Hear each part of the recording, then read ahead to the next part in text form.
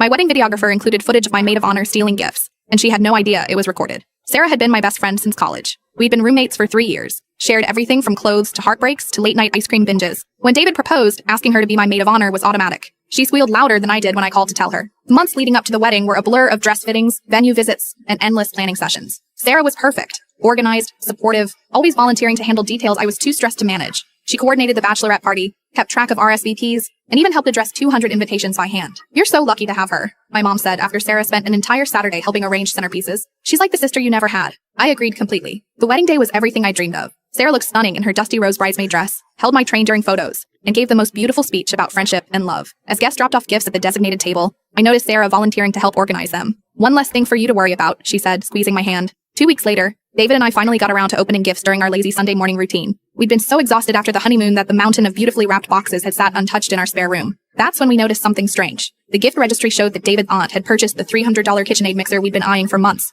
but it wasn't among our presents. Neither was the crystal vase set from my college sorority sisters, or the expensive knife block from David's groomsmen. Maybe they got lost during transport, David suggested, but I had a sinking feeling. When our videographer Matt delivered the final wedding video, I was excited to relive our perfect day. The ceremony footage was gorgeous. The reception looked magical, and then I saw something that made my blood run cold. There was Sarah, during the cocktail hour while everyone was mingling, casually walking back and forth from the gift table to her car. The camera had been positioned to capture guests signing our book, but it inadvertently caught the parking lot in the background. I watched in horror as my best friend, my maid of honor, systematically loaded 7 wrapped boxes into her trunk. David leaned over my shoulder. "Is she taking our gifts?" I rewound the footage. There it was, clear as day. Sarah checking to make sure no one was watching, then sliding boxes one by one into her car. The timestamp showed this happened during my father-daughter dance, when everyone's attention was on us. My phone rang. Sarah's contact photo, us laughing at last year's Halloween party, felt like a mockery. "Hey, how's married life?" she chirped. "Sarah, we need to talk." "What's wrong? You sound weird." I told her about the missing gifts, about the video. Silence. "Sarah, I don't know what you're talking about. I have footage of you putting boxes in your car." More silence. Then her voice changed completely. "You were so busy with wedding stuff, I was just